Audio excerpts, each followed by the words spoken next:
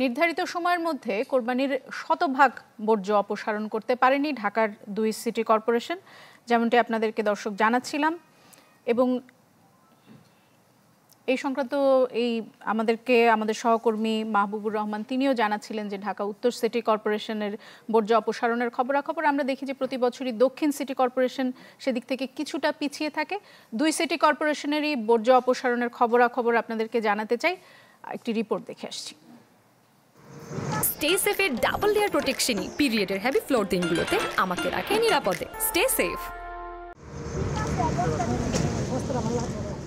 Matuail sanitary ল্যান্ডফিলে এসে জমা হচ্ছে ঢাকা দক্ষিণ সিটি কর্পোরেশনের কোরবানির পশুর বর্জ্য। ডিএসসিসির তথ্য অনুযায়ী ঈদ ঘিরে 1,30,000 টন বর্জ্য ডাম্পিংয়ের। যদিও ঈদের দ্বিতীয় দিনেও 2/3 পূরণ হয়নি। দক্ষিণের মুগদা, সবুজবাগ সহ বেশ কিছু এলাকায় কোরবানির পশুর বর্জ্য জমে থাকতে দেখা গেছে।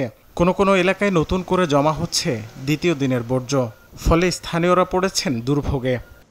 ওই যে ওইখানের দোকান, আমার দোকানের ভিতরে গন্ধ চলে গেছে, মানে পচতেছে না জিনিসগুলো, পইচা গন্ধটা চলে গেছে। সবাই আইনে এখানে ফালা কিছুক্ষণ পর পর, আর গাড়ি তো আর ময়লা গাড়ি তো আর সবসময় আসে না। এই জন্য তো মানুষের খুবই কষ্ট হয়, ঘটনা দুর্গন্ধ হয়, বিভিন্ন রোগ বালাই ছড়াই যায় আপনার।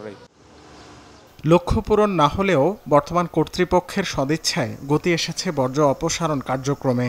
10,000 কর্মীর মাধ্যমে চলছে নগরবাসীর দুর্ভোগ লাঘবের চেষ্টা। কালকের আমরা 100% করেছি, তারপরেও অল্প স্বল্প যদি কোথাও থাকে সেটা আমাদের যে রেগুলার ক্লিনিং এর সাথে এটা ক্লিন হয়ে যাবে। কাজেই এটা নিয়ে ঢাকা এবং আজকের ভিতরে আমরা 6 ঘন্টা টাইম নিয়েছি, আজকের ভিতরে সেগুলো ক্লিন হয়ে যাবে।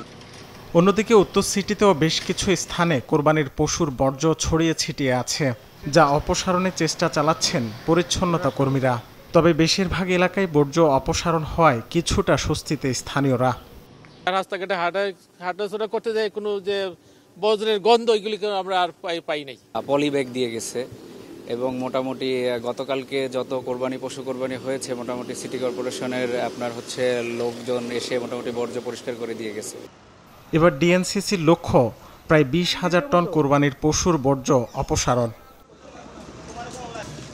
রাকিব হোসেন, চ্যানেল 24, ঢাকা।